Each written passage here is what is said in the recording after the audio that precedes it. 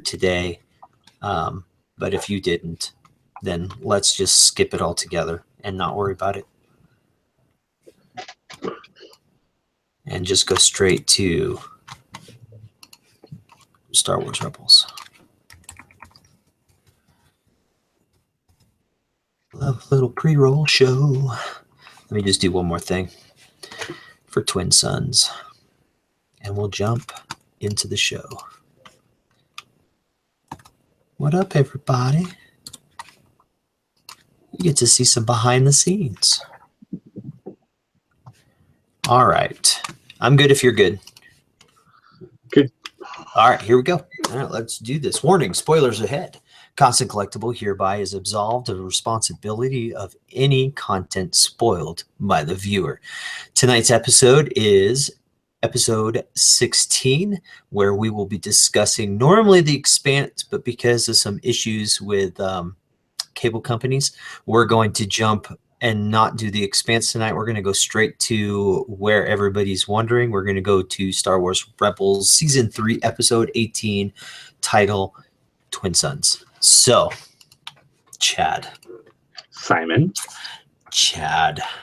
Okay, I really enjoyed this episode. I enjoyed the last episode, which I thought was fantastic. Everybody's been drooling, waiting for this episode. It was great. I mean, sitting there watching it with my daughter was fantastic.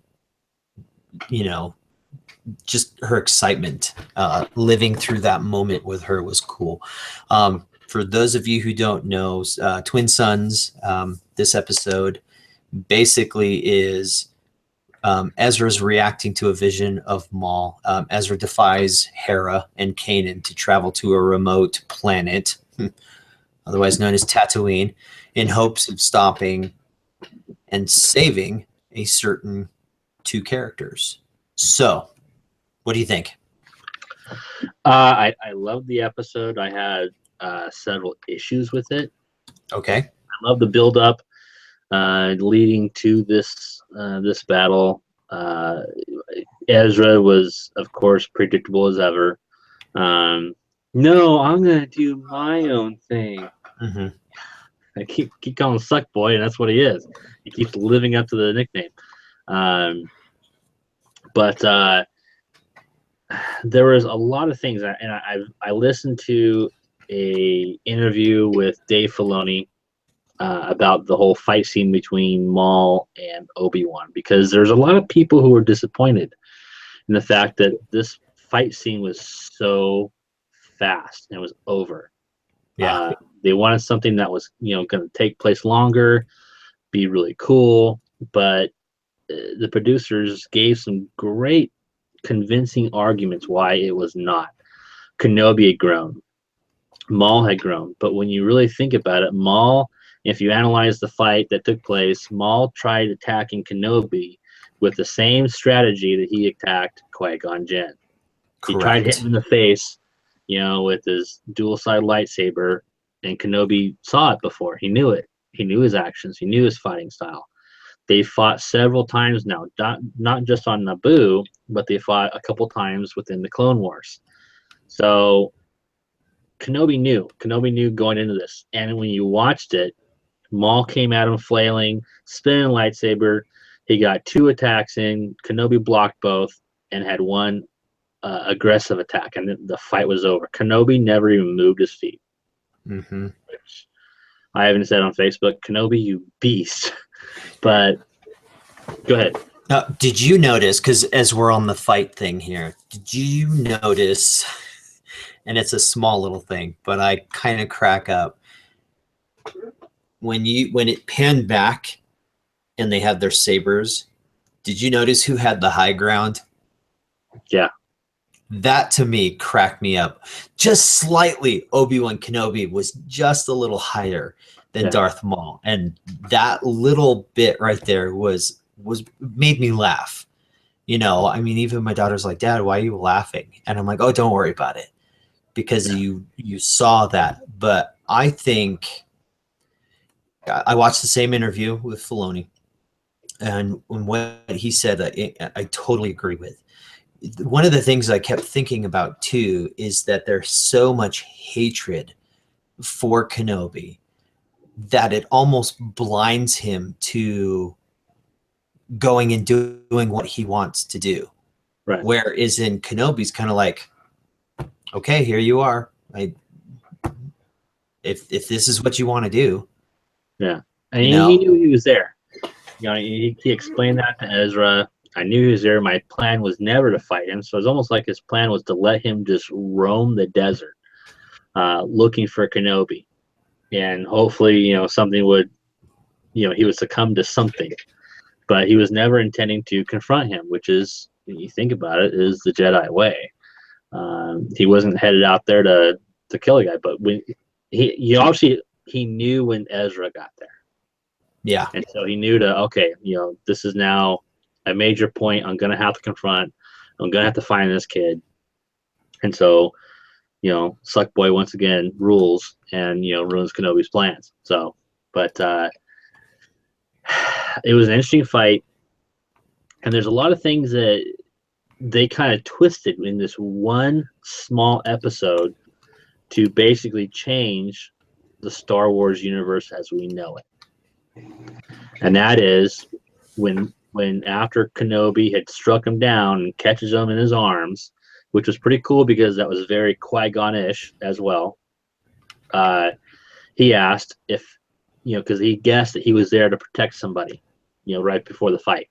And he asked, is it the Chosen One? And Kenobi just nods yes, which is different because Anakin was the Chosen One. So now they're changing that. Luke is now the Chosen One. He's the one that's going to bring balance to the Force. And there's been arguments and all kinds of discussions in the past about this for the last, you know, was it 40 years? Mm-hmm. Actually, you know, just under 40 years because Empire was in 83. But there's been tons of discussion of who the Chosen One really was. And this was all laid to rest years and years ago that, yes, it was Anakin / Darth Vader because he's the one who actually killed the Emperor. He redeemed himself. He brought balance to the Force. So now they're focusing on Luke Skywalker, that he is the one who's actually going to bring balance to the Force. He's the one who reverts, you know, Anakin from Vader. And so, yeah, so we're changing philosophies here. And I'm not all that comfortable with it. I'm kind of disturbed by it. What did you think? Yeah, when he says, you know, tell me, is he the Chosen One? And you're right, because we know in the prequels, Obi-Wan yells, you were the Chosen One, you know, you were supposed to bring, you know, all that. And I don't know, I kind of just let it go a little bit because of what Maul asked. And will, you know, he, you know, or not what he asked, what he stated, he will avenge us. Right. And I kind of liked that because I like that line too. the reason I liked it too is because Maul has had this traumatic experience with dealing with Sith and all that, and realizing what it is and, you know, what it's about. And he basically knows that, okay, well, I've done some stupid things. Now he's going to take care of those things that have done this to me and clean it up. I kind of dug that. Just like I dig how in Dark Disciple, you know, how that whole storyline goes. It's like you have these apprentices that finally see past the hatred of a lot of things and are able to realize they did some stupid stuff. Right. You know, and this kind of sums that up, which I thought was fantastic. I also liked that it didn't end right there, that you got to see Kenobi get back on his dewback and go for a ride. Yeah, I like the fact that, you know, he comes up on the moisture farm and you hear Aunt Beru calling for Luke and you see him running across the sand. Yeah. Yeah, that was really cool. That was a great ending to that episode. I also like that Ezra now has Maul's Mandalorian ship. So that's one Yeah. piece now that they are bringing to the rebellion to go into this final episode. Not only that, but it possibly sets up the ship being used in episode 8 or 9. True. That is true. We could get that. And then if we get that, hopefully we'll get that in some X-Wing miniatures. Yeah, that was going to be my next topic. Oh, was it really? Yeah. See, we're on the same length right now. Yeah. That would be cool. I would love to see that. So the episode itself, like you, there was some bumps and bruises, but I like how it was a slow build. I like how you got to see some Tusken Raiders. Yeah. You know, and the confusion that those characters can cause, you know, because they strike from above, but then they come in at you as well. You know, I'd like to, then you got to kind of see like R2 C3PO with the two of them going through the desert in a way. There was a few tie-ins, but the ending, the fight scene, I loved it. It didn't need to be this vast beat 'em up constant. I mean, that's like the whole episode. It was straightforward. It made sense to me, and I loved the way it ended. And I loved how he took off, ended on back on the planet, which ties us right back into where we're going into the next episode, because majority of that episode is going to we're going to see some space battle. Yeah. So well, the other thing we have to think about too is that if they're, this is kind of back to the other focus we were talking about, is that if Luke is truly the new chosen one, then does this help set us up for episode 8? As in being the last Jedi? The Jedi to bring more Jedi back. Yeah, because he is. You know what? Because he's the chosen one, maybe there's different meanings in the chosen one. Yeah, I don't like the idea of rewriting this so-called prophecy that we worked through episode 1. Yeah. Yeah. You know, so it's kind of a nose up at George. A little bit, yeah. But you know what? If it's tying things in and making it smoother, and I'm okay with it, because I think over time, once we get to see the big picture, we'll go, okay, that works. That's fine by me. You know, so. But you were going to say you're going to bring up X-Wing miniatures. Were you going to say exactly to bring that ship, or did you have some other thoughts? No, I was thinking of bringing, Maul's ship into X-Wing miniatures. That would be pretty awesome. So, yeah. But yeah, I thought it was a fantastic episode. It didn't really let me down a whole lot, you know, because it's been build up. You know, I'm a Kenobi fan. Right. Let me if I remember his name correctly, is it Steven Stanton? Stan Sweet? No. The gentleman who did the voice of Kenobi in this episode. I want to say it's Steven Stanton. He sounded just like Alec Guinness. When you had texted me and said that, I was excited. Steven Stanton is his name. He did the voice of Kenobi. Very good. Very, very good stuff. I really liked. He's also. I love the mannerisms too. You know, the playing with his beard. You know, just like Alec did in A New Hope. Yeah, I liked where this went, because I want to see more Kenobi. We've talked about that before. For those of you who don't know, Steven Stanton also does other voices on Star Wars Rebels. He's the voice of AP5, which sounds exactly like Alan Rickman. Yeah. He's also the voice of Grand Moff Tarkin, and he did Ben Kenobi, and he's done some TIE pilots and all that kind of stuff. But yeah, very good. Very good, especially because of where we are in the timeline. So he's not as grovelly a little bit, but still kind of getting there. So it worked for me. I enjoyed that. So all in all, great episode, but I cannot wait for this weekend. Yeah, I loved it, and I still have it on my DVR. I'm probably gonna watch a couple more times. I probably will too, especially the end. Yeah.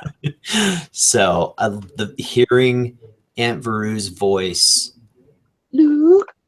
from A New Hope. Yeah. You know, exactly how she called him out in A New Hope, and seeing this little Skywalker just run across, that was really cool. That made me want more Kenobi stories even more. Yeah, which we talked about in the show previous to this, that the novel Kenobi is considered Legends, and the novel is actually pretty good. I think it should be considered canon. There's some really cool stories, you know, of Kenobi on Tatooine after his arrival. But this, if you actually look at the actual timeline of Star Wars content, Twin Suns was the very first episode or anything we see young Skywalker. Mm-hmm. It's cool. Yeah. So I loved it. I enjoyed it. You did too. I mean, I got that text. You're like, have you seen it yet? I'm like, no, I haven't had a chance. So hopefully everybody else enjoyed it. Anything else you want to add? No, I think that's it. It's just, yeah. I hear you. It's just good. Got to see it. So, Chad, where can everybody find you? You can find me on Twitter at ChadGriffin12, on Instagram at DJ Kilt, of course, Facebook at Chad Goodwin. You can find me at the website, ConstantCollectible.com. You can email me, GoodyGoodwin at ConstantCollectible.com. If you have any questions, comments, concerns, anything Star Wars, sci-fi you want to talk about, email me. Right on, right on. And I'm Simon, of course, and you can find me on Twitter at C_collectible. Instagram is C_collectible, ConstantCollectible.com. You can find us anywhere on the web. Just type in Constant Collectible. Many things will pop up for you. Our email is constantcollectible@gmail.com. We're live every Thursday night after the show.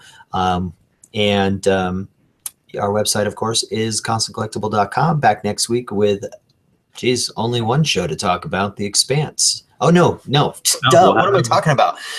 We may even skip that and just go straight to the final episode.